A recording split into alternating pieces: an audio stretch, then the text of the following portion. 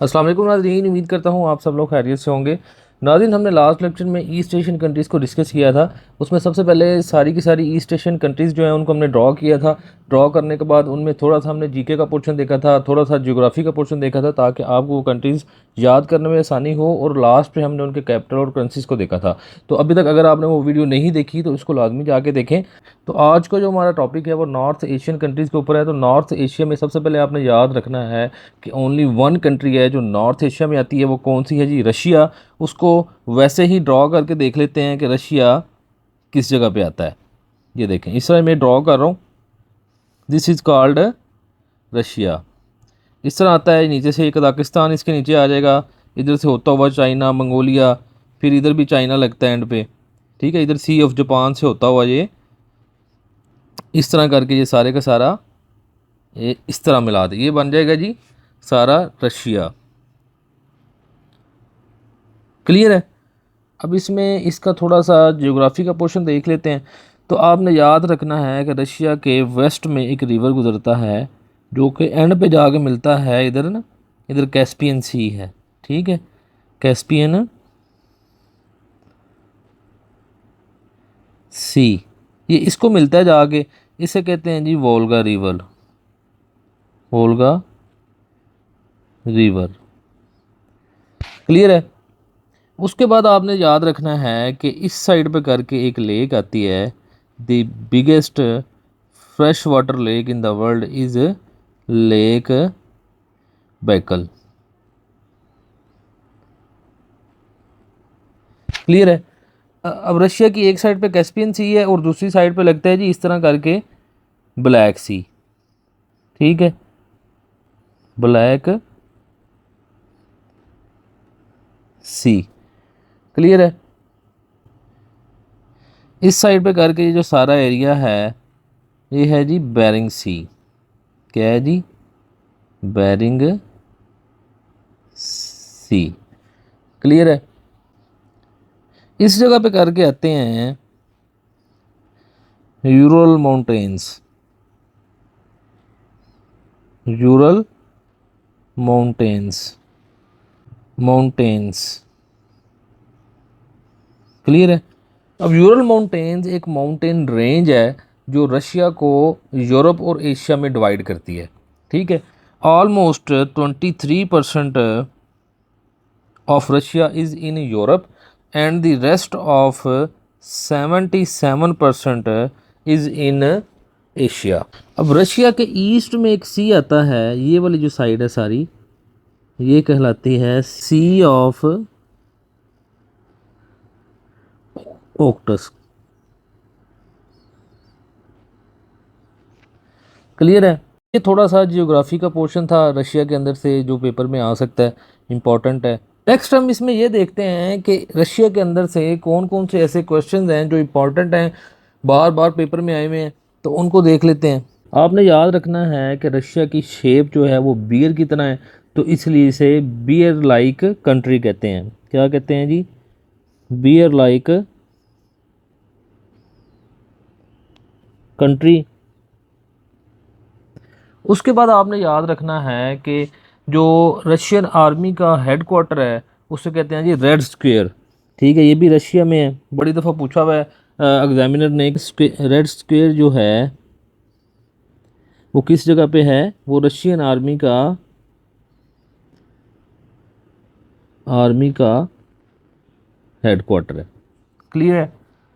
फिर आपने याद रखना है कि ट्रांस साइबेरियन जो लॉन्गेस्ट रेलवे ट्रैक है पूरी दुनिया का वो रशिया में है, जिसे ट्रांस साइबेरियन कहते हैं। ठीक है, रेलवे ट्रैक, इसकी लेंथ जो है वो 9200 किलोमीटर है। उसके बाद आपने याद रखना है कि यूरल माउंटेन्स हैं।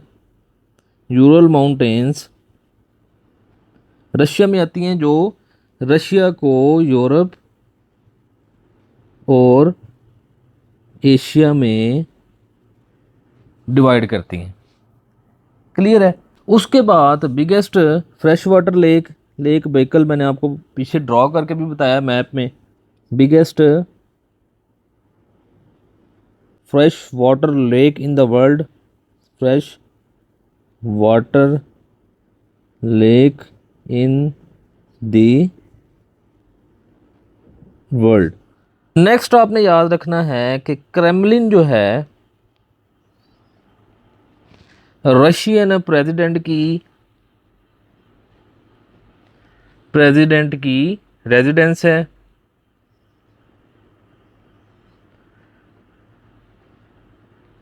रेजिडेंस क्लियर है।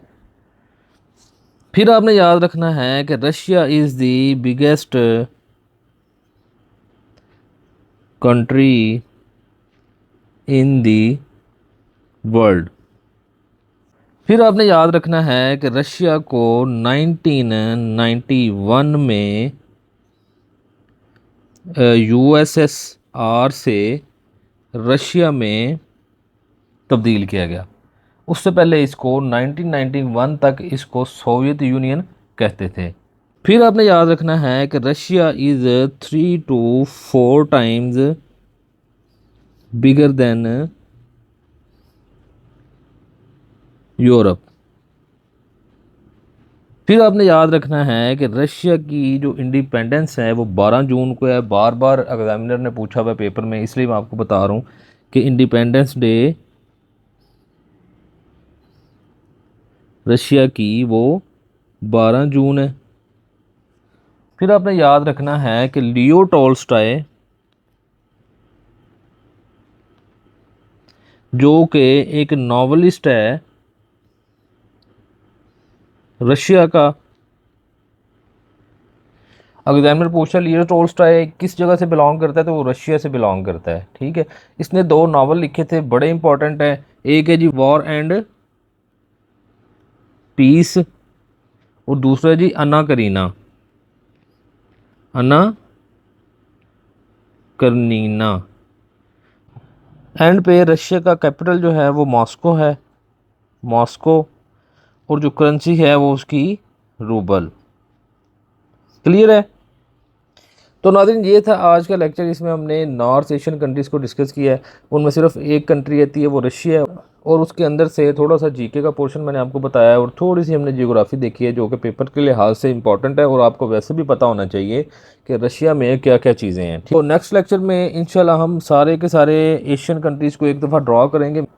मैंने सारे एशियन कंट्रीज़ को सेपरेट करके आपको बताया है। साउथ एशियन कंट्री से हमने शुरू किया था, फिर साउथ ईस्ट एशियन कंट्रीज़ को देखा था, फिर सेंट्रल एशियन को, फिर मिडल ईस्ट कंट्रीज़ को, और नेक्स्ट और फिर ईस्ट एशियन कंट्रीज़ को, और उसके बाद लास्ट लेक्चर हमारा नॉर्थ एशियन कंट्री के ऊपर था। तो नेक्स्ट लेक्चर में इन सारे के सारे पार्ट्स को आपस में मिलाएंगे तो सारे का सारा एशिया बन जाएगा। तो नेक्स्ट लेक्चर में इंशाल्लाह एशिया को ड्रॉ करेंगे। तब तक के लिए इजाज़त दीजिए। अल्लाह हाफिज़।